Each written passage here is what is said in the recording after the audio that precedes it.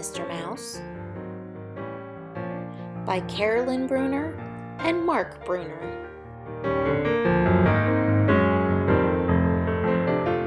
Once a raggedy little alley mouse heard an encouraging tale that a warm spot beneath the kitchen stove had just gone up for sale. So Mr. Mouse moved off the street and settled in under the floor, with his dear wife and 17 children in nook number 24. Mrs. Mouse gathered sock fuzz for bedding and crumbs from cracks in the floor, while Mr. Mouse found the best passageways when he went out to explore. One day as he ran, he saw something new and stared in puzzled delight as an evergreen tree was brought inside and covered with twinkling lights.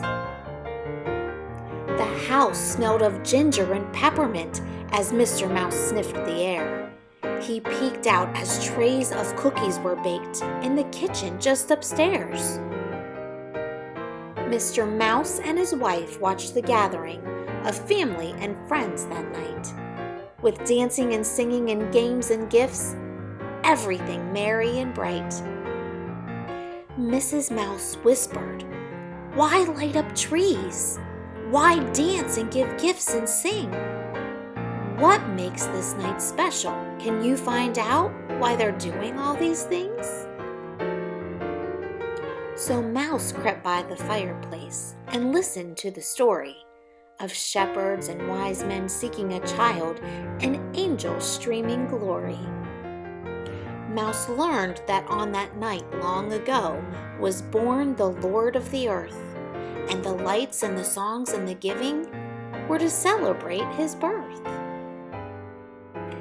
Then he heard about Santa's checking his list of the naughty or nice, and he wondered if Santa Claus ever had thought to bring gifts to a family of mice. Mr. Mouse quietly crept back downstairs and told what he'd heard above. All that fussing upstairs is for Christmas, and Christmas means joy and love. Then Mrs. Mouse smiled. "I've a grand idea, and this is just what we'll do. We'll put up a Christmas tree in our little nook and celebrate Christmas too." Not a creature was stirring late that night except for Mouse and his wife, who were putting the finishing touches on a Christmas made for mice.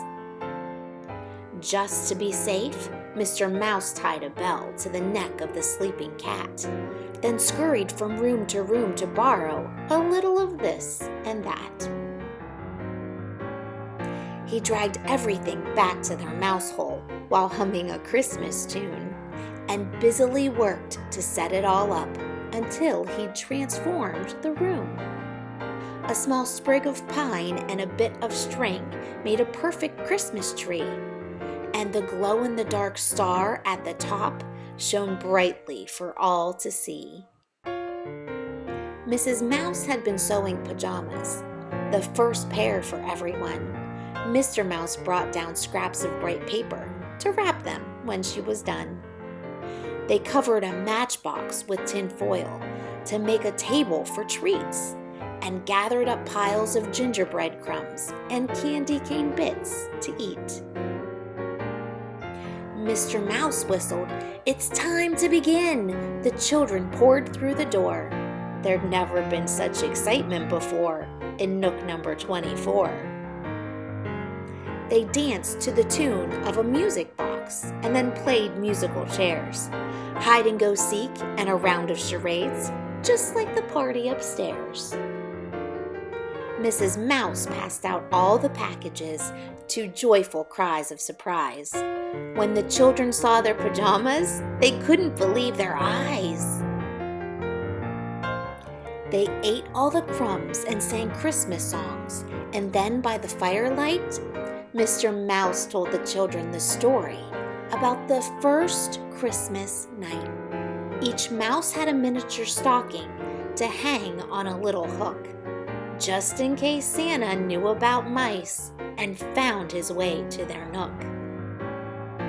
Mrs. Mouse and the children went to bed after the cleanup was done. Mr. Mouse fell asleep in his chair and didn't hear Santa come. He woke of a sudden on Christmas Day to his children's shouts of glee. Each stocking was stuffed with a chocolate chip and a little bit of cheese. Then Mr. Mouse saw the box at his feet, and Mrs. Mouse had one too. Inside was a top hat shiny and black. She had a soft scarf of blue. Mrs. Mouse gave a kiss to Mr. Mouse. "A Merry Christmas, my dear. I have an idea, and I hope you'll agree. Let's celebrate every year. There's always a party at Christmas time, and there's one underneath the floor, where Mr. and Mrs. Mouse celebrate in Nook number 24. The end.